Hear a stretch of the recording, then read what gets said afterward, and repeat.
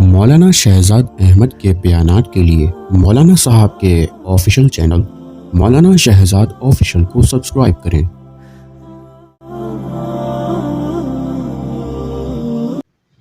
آج کی اس نشست کے اندر آپ کے سامنے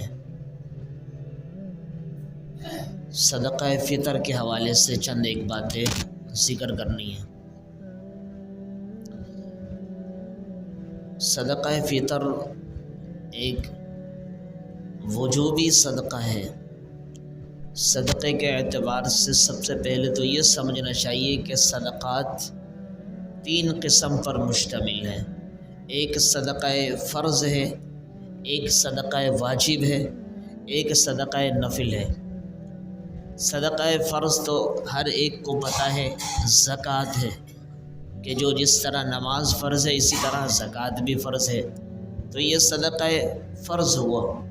اور صدقہ واجب وہ ہے کہ جیسے کہ یہ عید الفطر کے لیے جو صدقہ فطر ہوا کرتا ہے، تو یہ صدقہ فطر واجب کے درجے میں ہے۔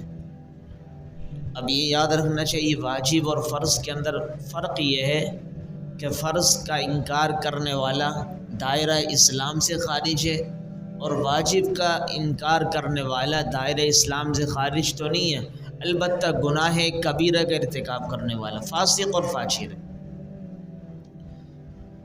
تو سب سے پہلی بات تو یہ کہ صدقات 3 قسم پر ہے۔ ایک صدقہ فرض وہ زکوٰۃ ہے، ایک صدقہ واجب وہ صدقہ فطر ہے، ایک صدقہ نفل وہ عام نفل صدقہ نفل ہے، جیسے عام کسی کو بھی دے سکتے ہیں۔ اور کوئی بھی اللہ کے نام پہ آدمی خیرات کرتا ہے، کوئی بھی صدقہ کرتا ہے، کچھ بھی کرتا ہے۔ اب یاد رکھنا چاہیے زکوٰۃ کے لیے مستحق ہونا ضروری ہے، اور کیونکہ یہ فرض ہے صدقہ، اور صدقہ فطر جو ہے اس کے لیے بھی اسی طرح مستحق ہونا ضروری ہے جس طرح کہ زکوٰۃ کے لیے مستحق ہونا ضروری تھا۔ اور صدقہ نفل ہے، اس کے لیے مستحق ہونا ضروری نہیں ہے، چاہے آپ کسی امیر کو بھی صدقہ دے دیں تو بھی اللہ کے ہاں قبول ہو جائے گا۔ صدقہ نفل جو ہے چاہے غریب کو دے دے تب بھی آپ کا قبول ہو جائے گا، البتہ اس میں بہتر یہی ہے کہ اس کے لیے بھی غریب ہی کا انتخاب کرنا چاہیے۔ تو اللہ کے رسول صلی اللہ علیہ وسلم کے جلیل القدر صحابی ہیں حضرت عبداللہ ابن عباس رضی اللہ تعالی عنہما، وہ ارشاد فرماتے ہیں کہ فرض رسول اللہ صلی اللہ علیہ وسلم زکوٰۃ الفطر، کہ اللہ کے رسول صلی اللہ علیہ وسلم نے متعین، منتخب اور فرض قرار دیا صدقہ فطر کو۔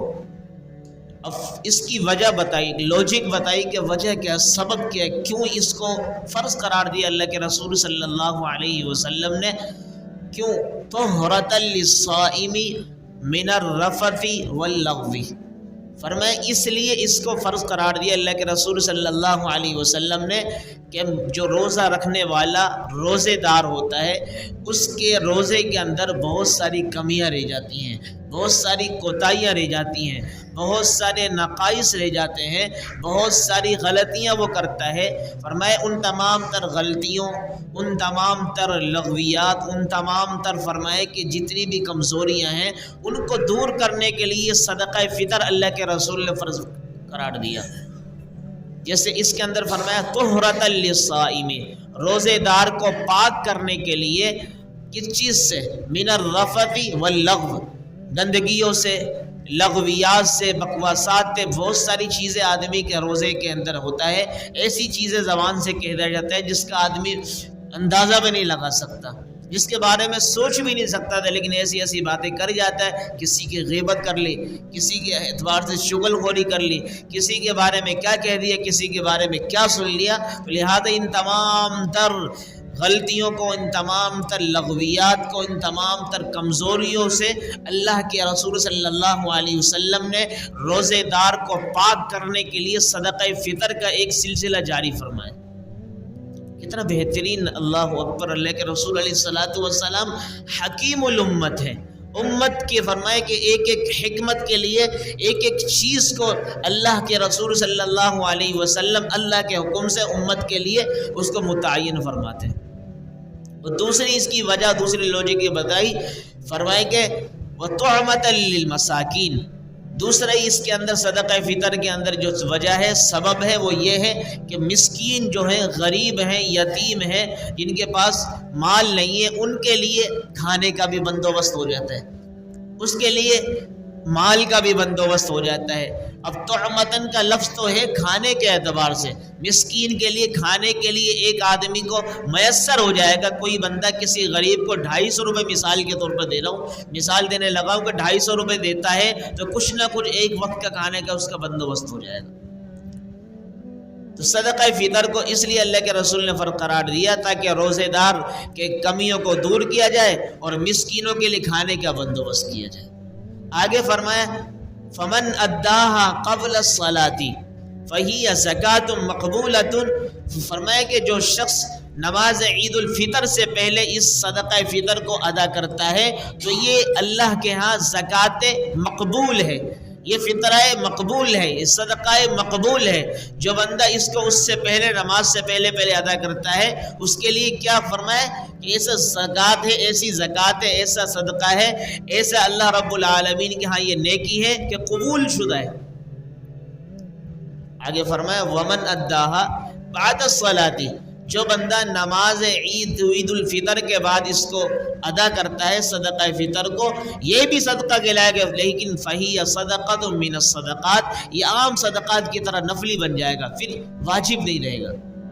لیکن اس میں ایک چیز یاد رکھنی چاہیے کہ جو کوئی بندہ اگر عید الفطر سے پہلے صدقہ فطر دینا بھول گیا تو فرمایا کہ کمی تو ضرور آئے گی ثواب کے اندر، لیکن البتہ یاد رکھنا چاہیے یہ صدقہ ہے فطر جو آدمی سے ساقط نہیں ہوگا۔ یہ نہیں کہ بندہ یہ سوچ لے یار میں نے نہیں دیا تو اس کا مطلب یہ کہ اب دینا ہی نہیں پڑے گا، دینا پڑتا ہے ورنہ گناہ گار ہوگا۔ البتہ بعد میں جب دے گا نماز کے بعد تو پھر اس کے اندر ثواب میں کمی آئے گی۔ لہذا صدقہ فطر کے اندر میں نے اور آپ نے اندازہ لگانا ہے کہ آیا ہم مال والے ہیں، اہل ثروت ہیں، ہم صاحب نصاب ہیں، تو ہر ایک صاحب نصاب کے اوپر صدقہ فطر اپنا نکالنا اور اپنے نابالغ اولاد کا نکالنا ضروری ہے۔ اور اسی طریقے سے اگر اس کی اولاد بالغ بھی ہے، بیٹا ہے یا بیٹی ہے، لیکن وہ مجنون ہے، پاگل ہے، دیوانہ ہے، مستانہ ہے، اس کو کچھ عقل نہیں ہے، تو اس کا بھی والد کے ذمہ ہے کہ اپنی بیٹی ہو یا بیٹا ہو، چاہے وہ بالغ ہی کیوں نہ ہو، اس کا بھی صدقہ فطر نکالے۔ البتہ جو بالغ ان کے بیٹے ہیں اور بیٹیاں ہیں، ان کے اس کے ذمہ نہیں ہے والد کے، وہ اپنے بیٹوں کی طرف سے نکالے۔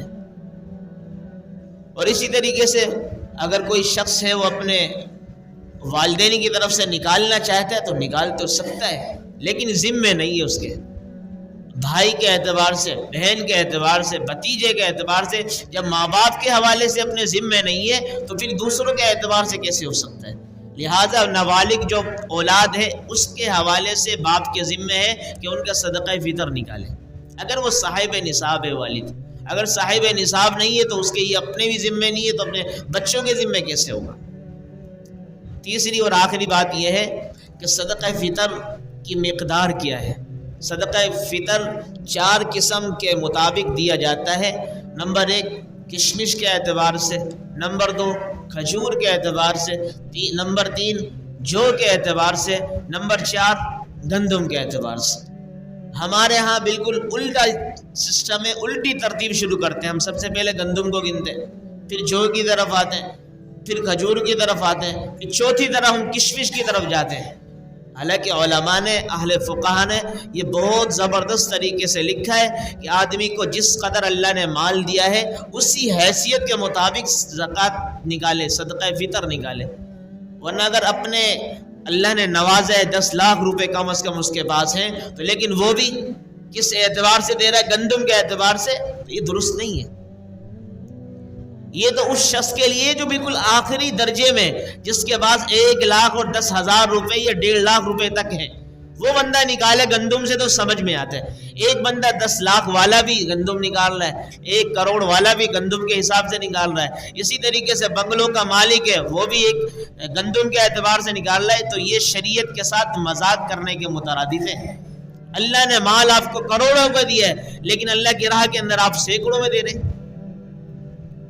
اس لیے اللہ نے جس انداز میں، جس نہج پر، جس قدر، جس تعداد میں اللہ نے آپ کو مال دیا ہے اسی اعتبار سے دینا چاہیے۔ میں نے جیسے آپ کے سامنے پہلے بھی بتلایا تھا کہ یہ اللہ کریم ہی کا تو مال ہے ہمیں جو ملا ہے.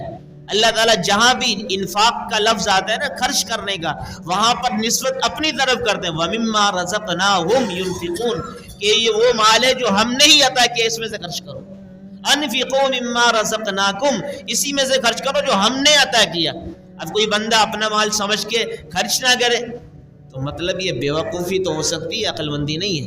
کہ بھئی اللہ ہی کا عطا کرتا ہے، پھر کیوں تو اپنی مرضی کے مطابق، منشاہی کے مطابق، اپنی خود پسندی کے مطابق مال کو خرچ کر رہے؟ اسی اصول کے مطابق، اسی ضابطے کے مطابق، اسی قاعدے کے مطابق ہم نے خرچ کرنا ہے جس قاعدے کے مطابق اللہ کریم نے ہمیں مال عطا فرمایا. مال اگر کروڑوں میں دیا ہے تو ہم اسی طرح اللہ کے راہ میں کریں. ہمیں تو مثال دے رہا ہوں، تو اللہ کے رسول صلی اللہ علیہ وسلم نے ایک مقدار متعین فرمائی ہے کہ مقدار کیا ہے. کشمش کی کم از کم کیا ہے، 3.5 کلو کم از کم کشمش جتنے پیسوں کی بنتی ہے، تو اتنا ایک صدقہ فطر ہے ایک شخص کی طرف سے. اس کی کم از کم جامعہ بنوری ٹون کی طرف سے جو ایک مقدار متعین کی گئی ہے، اس کی کم از کم 2630 روپے ہے. 2630 روپے کا 3.5 کلو کشمش کا ریٹ لگایا گیا ہے. یہ بھی دیکھو شریعت کتنے خیال رکھتی ہے مسلمانوں کا، انسانیت کا. فرمایا کہ یہ 3.5 کلو کشمش بھی وہ ہے جو بالکل ہائی لیول والی نہیں ہے، بالکل گری ہوئی نہیں ہے، بالکل درمیان والی ہے. اگر آدمی کو اللہ نے نوازا ہے تو بالکل اچھے سے اچھا دے. ایک ہی صدقہ فطر کے بدلے میں 10 صدقہ فطر نکال دیں. یاد رکھنا جو اللہ رب العالمین کی راہ میں خرچ کیا جاتا ہے وہی صحیح معنی میں باقی اور برقرار رہتا ہے. ہمارے پاس جو بھی مال ہے وہ ختم ہو رہا ہے. خود اللہ نے فرمایا ما عندکم ینفد، جو تمہارے ہاتھوں میں ہے نا، جو تمہارے بینک بیلنس میں ہے، جو سارے کاروبار میں لگائے وہ سب کا سب ختم ہو رہا ہے، فنا ہو رہا ہے. وما عند اللہ باق، جو اللہ کے اکاؤنٹ میں تم نے جمع کروا دیا، اللہ کی راہ میں خرچ کر دیا، وہی اصل باقی رہنے والا ہے. اور ہمارا نظریہ، ہمارا زاویہ دماغ کا کیا ہے کہ جو ہمارے پاس ہے وہ ہمارے پاس، وہ ہے اصل. جو اللہ کے راہ میں دے دیا وہ خرچ ہو گیا. حالانکہ ایسا نہیں ہے. یہ میرا اور آپ کا غلط نظریہ تو ہو سکتا ہے، لیکن یہ اللہ رب العالمین کی طرف سے اس طرح کا کوئی پیغام نہیں ہے میرے اور آپ کے لیے. اس لیے میں نے اور آپ نے بڑھ چڑھ کر جو اہل ثروت لوگ ہیں، جو اللہ تعالیٰ نے جن کو صاحب نصاب بنایا ہے، وہ صدقہ فطر بڑھ چڑھ کر اپنے دل سے نا بہترین طریقے سے آپ کو لگے کہ واقعی میں نے صدقہ فطر دیا ہے. 250 روپے دے کر آدمی کو پتہ بھی نہیں چلتا کہ کچھ میں نے خرچ بھی کیا ہے. خدا کی قسم اصل نیکی، اعلیٰ درجے کی نیکی وہ ہے جس کو قرآن نے بیان کیا ہے. 4 پارہ ہے، اس کی ابتدا ہے لن تنالوا البر حتی تنفقوا مما تحبون. اللہ رب العالمین فرما رہے کہ ہرگز تم نیکی کے اعلیٰ درجے پر فائز نہیں ہو سکتے جب تک کہ جو تمہیں سب سے محبوب ترین چیز ہے اس کو اللہ کی راہ میں خرچ نہ کرو. اس سے کیا پتہ چلا؟ اس سے یہ پتہ چلا کہ مال اگر ہمیں محبوب لگتا ہے اس سے زیادہ خرچ کریں. اب دیکھو نا، حضرت ابراہیم علیہ السلام سے اللہ تعالیٰ قربانی لے رہے اور پوچھ رہے ہیں کہ خواب کے اندر مسلسل آ رہے کہ آپ کو جو سب سے محبوب ترین جو چیز ہے نا اس کو میری راہ کے اندر قربان کر دو. اپنی بیوی حضرت حاجرہ سے پوچھتے ہیں حضرت ابراہیم کہ مجھے سب سے زیادہ محبوب ترین چیز کیا ہے؟ کہا مجھے تو سب سے محبوب ترین چیز میرا بیٹا ہے حضرت اسماعیل. کہا اس کو اللہ قربانی اس کی مانگ رہے. کہا کوئی مسئلہ نہیں، اگر اللہ تعالیٰ اس کی قربانی مانگ رہے تو میں دینے کو تیار ہوں. دیکھنا امتحان اللہ تعالیٰ لے رہے ہیں، امتحان کے اندر کیسا کامیاب اللہ کریم نے ان کو فرمایا. فرمانے کے بعد کیا انعامات سے دی، اللہ نے ان کو اپنا خلیل بنا لیا. خلیل کہا جاتا ہے بہترین دوست کو. تو اس لیے ہم بھی اگر اپنے جان مال کی اس طرح قربانی دیں گے جو اللہ کے ہاں محبوب ہے، جو اللہ کے ہاں مقبول ہے، تو اللہ کریم مجھے اور آپ کو بھی اپنا خلیل اور دوست بنا لیں گے. اللہ تعالیٰ سے دعا ہے کہ اللہ رب العالمین باتوں پر سب سے پہلے مجھے اور تمام سامعین کو عمل کرنے کی توفیق عطا فرمائے. وما علینا الا البلاغ.